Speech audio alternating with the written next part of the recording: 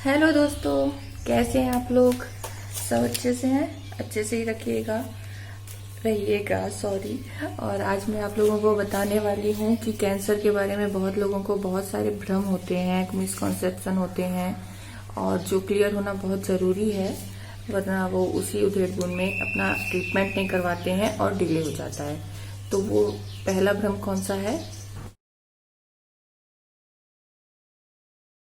हाँ जी, तो पहला भ्रम है कि कीमो से बाल झड़ जाते हैं, एक भी बाल नहीं बचते। तो ये सच है, क्योंकि कीमो जो है पहले उसको नहीं पता ना अच्छी सेल्स कौन सी हैं और खराब कौन सी हैं, तो वो हर टाइप की सेल पे इफेक्ट करता है। तो हमारी ये बालों की सेल जल्दी बढ़ती हैं तो जल्दी खराब भी होती हैं, तो बाल झड़ते हैं। बट हर कीमो से झड़ते हैं ऐसा कुछ भी नहीं है, क्योंकि ये मेरा खुद का एक्सपीरियंस है। पहले मैं भी सोचती थी कि सब बोलते थे मेरे बाल नहीं झड़े, मेरे बाल नहीं झड़े। मैं सोचती थी यार मेरे में ही कमी है क्या, मेरे ही बाल झड़ गए सबके बाल हैं।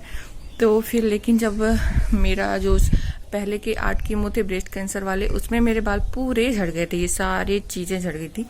बट जब दूसरा वाला जो बोन वाला मुझे कीमो लगा ना, उसमें मेरे एक भी बाल नहीं झड़े। थोड़ी सी आईब्रो की ग्रोथ कम हो गई मेरी, पहले बहुत अच्छी थी, और बाल भी थोड़े घने थे, वो कम रहे लेकिन झड़े नहीं। तो ऐसा कुछ नहीं है कि हर कीमो में बाल झड़ जाते हैं, ये मिसकंसेप्शन हटा दीजिए।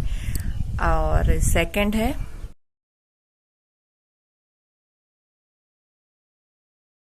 सेकंड है कि ज्यादा कीमो लगने से लोग मर जाते हैं, लोग नहीं बचेंगे अगर ज्यादा कीमो लग रहा है। तो ऐसा कुछ भी नहीं है। मैं अपना एक्सपीरियंस, एक्चुअली मैं कैंसर पेशेंट हूँ, तो मैं सारे एक्सपीरियंस आप लोगों से शेयर कर रही हूँ, और जितनी मुझे मेरी डॉक्टर से बात हुई है उसके हिसाब से मैं आप लोगों को बता रही हूँ कि वो कीमो, मुझे कितने कीमो लगे हैं? 18 कीमो में से 10 कीमो जो है डिवाइड करके लगे। मैंने 20 बार सिटिंग ली है, 20 बार वेन्स में गया है ना। मैं तो नहीं मरी हूँ टचवुड ना मरूं, मुझे अभी जीना है। तो ऐसा कुछ नहीं होता। और प्लस मैं जिस हॉस्पिटल में जाती थी वहां पे मैंने देखा है कि एक आंटी जी 40 कीमो लेने के बाद भी वैष्णो देवी की यात्रा पे गई थी, तो और वो पूरी भली चंगी थी। कितना पेन होता है कीमो में, सबको पता है कितना पेनफुल होता है, बट उसमें भी इतनी खुश मिजाज थी, हर टाइम हंसती रहती थी, पॉजिटिव वाइब्स देती थी। और कीमो से नहीं मरते हैं यार, इलाज की चीज है, मारने की चीज थोड़ी ना है वो तो आपकी कैपेसिटी कैसी है, आपका अंदर से स्टेमिना कैसा है, आपकी क्षमता कैसी है, और जो इम्यूनिटी कैसी है, उस पे डिपेंड करता है। ठीक है ना। तो कैंसर से मरते, कीमो से मरते हैं ऐसा कुछ नहीं है, वो इलाज है, कोई बीमारी नहीं है। ठीक है।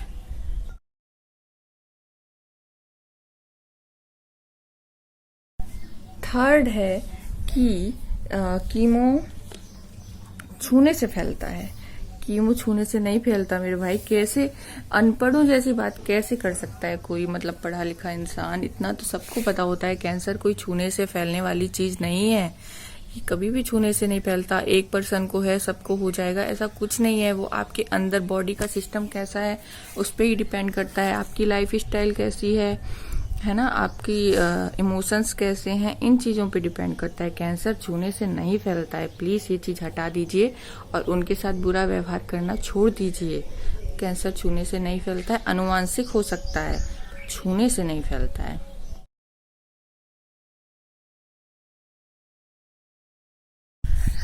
फिर है फोर्थ कि कैंसर के छोटे ऑपरेशन होने से कैंसर फैल जाता है, बड़े ऑपरेशन होंगे तो नहीं फैलता है और आप सालों साल बच जाओगे। ऐसा कुछ नहीं है।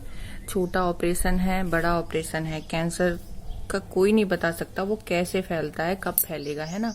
जैसे कि जो सिर्फ ट्यूमर निकाल दिया तो वो डॉक्टर पे डिपेंड करता है। उनको अगर लगता है कि ट्यूमर छोटा है, उसको निकालने से काम बन जाएगा, तो वो सिर्फ छोटा सा वो जो ट्यूमर है निकाल देंगे। उनको लगता है पूरे उसमें फैल चुका है तो पूरा हटा देते हैं, ब्रेस्ट वगैरह जो भी है। तो ऐसा है, मास्टेक्टोमी कर दी, पूरा ब्रेस्ट हटा दिया तो आपका सही ऑपरेशन है, नहीं फैलेगा। और अब लंपेक्टोमी की है, छोटा सा हटाया है तो फैल जाएगा, नहीं। उनको जहां जहां लगता है वो हटाते हैं। उनको लगता है लिम्फ नोड से फैल सकता है, वो हटा देते हैं। उनको लगता है वेन से फैल सकता है, हटा देते हैं। अब हार्मोन से फैल गया, क्या करें? वो हार्मोन्स हटा दें क्या? मतलब ऐसा नहीं हो सकता है यार, समझो। उससे कुछ नहीं होता है कि बड़ा छोटा ऑपरेशन है, वो डॉक्टर पे डिपेंड करता है, उनको जो लगता है वो उसके हिसाब से करते हैं। क्योंकि मैंने 10 लोगों को देखा है कि उनके बड़े ऑपरेशन हुए हैं और 6 मंथ 8 मंथ 2 साल के बाद फैल गया है। छोटे ऑपरेशन वालों के 10 साल के बाद भी नहीं फैला। ऐसा कुछ नहीं होता है, सब डिपेंड करता है आपके बॉडी में किस चीज से कब फैल जाए, वो नहीं बता सकता कोई। और कैंसर ऐसा है जो फैल जाता है, एक उसका कीटाणु भी रह गया तो वो फैलता ही है। तो ये तो एक जाल है।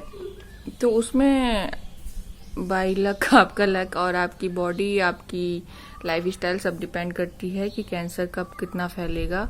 और डॉक्टर्स अपनी तरीके से अच्छा ही इलाज करते हैं, है ना।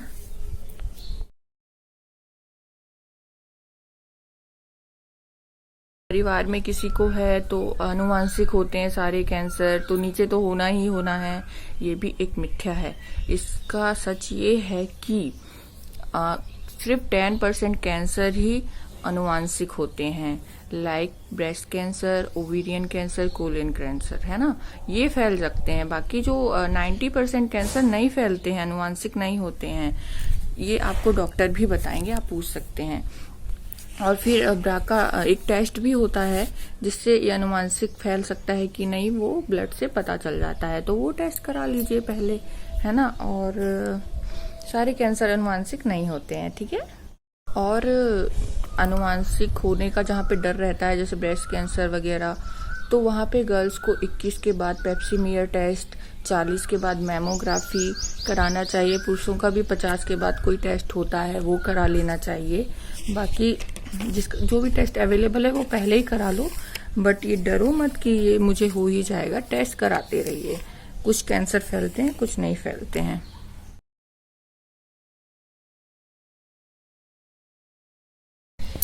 सोडा खा के कैंसर भाग जाएगा। दो चम्मच लीजिए, 2 स्पून सोडा डालिए, गर्म पानी में नींबू डालिए, पी लीजिए, कैंसर खत्म। भाई ऐसे कैंसर खत्म होता ना तो आज डॉक्टर नहीं होते, आज इतने सारे पेशेंट नहीं होते, सब सोडा खा के बच जाते। ऐसा कैसी बात करते हो यार, सोडा से कैसे हो सकता है, नहीं हो सकता ना। इतनी सारी मेडिसिन बना रहे, इतनी सारी चीजें कर रहे हैं, ट्रीटमेंट, बट फिर भी पूरी तरह इलाज संभव नहीं है। फिर भी आदमी को मरने से रोका नहीं जा पा रहा। उसके ईयर्स बढ़ जाते हैं, 30 साल 40 साल तक जिंदा रहता है, लेकिन सोडा से कैंसर खत्म नहीं होता। ये प्लीज मत करिएगा। इसके चक्कर में अपना जो लाइफ का कुछ साल है उसको गंवाइए मत, और जाके इलाज करवाइए। सोडा कुछ नहीं कर पाएगा। सोडा थोड़े बहुत जर्म्स हटा सकता है, बट वो कैंसर नहीं मार सकता, है ना। तो जो भी बोलते हैं उनको बोलने दीजिए, उनको अपना करने दीजिए अपना बिजनेस, बट आप जाके इलाज करवाइए।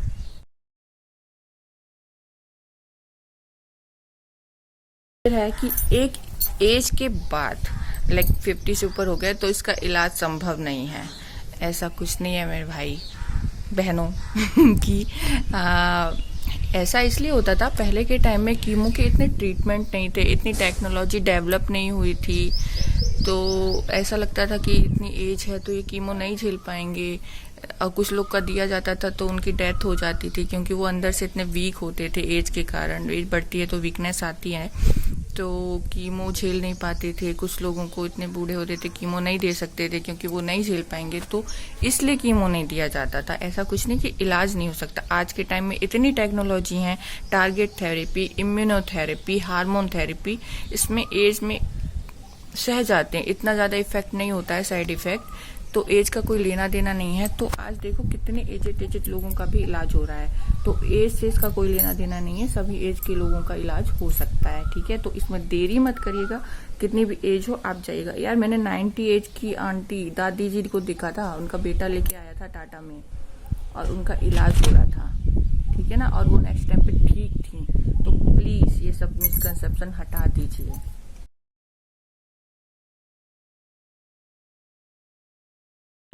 पुरुषों को ब्रेस्ट कैंसर नहीं होता है, ये तो भाई बहुत ज्यादा सोचा जाता है, पर नहीं। चेस्ट ब्रेस्ट सबके है ना, तो ब्रेस्ट कैंसर पुरुषों को भी होता है। 10% होता है, सब बहुत कम होता है इसका रेट, महिलाओं में ही है ज्यादा, बट क्योंकि हार्मोन्स की वजह से। बट पुरुषों में भी कैंसर हो सकता है ब्रेस्ट का। तो अगर आपको कभी भी लिम्फ दिखाई दे, आप जाके चेक करवाइए।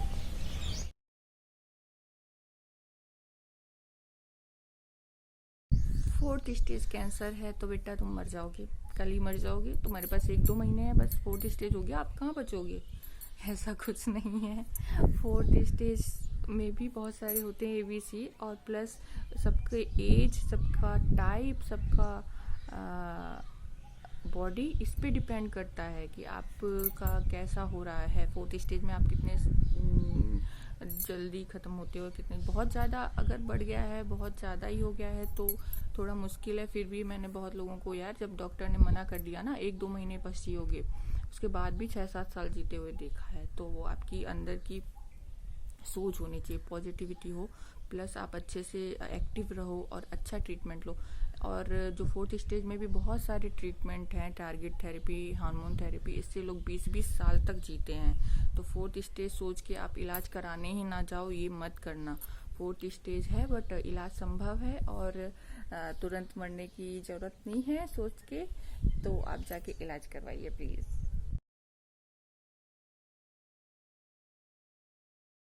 कैंसर की अभी तक कोई वैक्सीन नहीं है। नहीं, कैंसर की वैक्सीन है। 2 कैंसर हैं, सर्विक्स और ओवेरियन, आई थिंक इन दोनों की वैक्सीन है। बाकी कैंसर की वैक्सीन अभी नहीं बन पाई हैं। कैंसर की वैक्सीन बनाना बहुत टफ है, बहुत सारी चीज़ों से फैल जाता है, ब्लड से, लिम्फ नोड से, हार्मोन से, तो वो बहुत रिसर्च चल रही है। तो अभी वैक्सीन बनाना सोच रहे हैं, बट अभी सबकी नहीं बनी है, सिर्फ 2 कैंसर की वैक्सीन है अवेलेबल।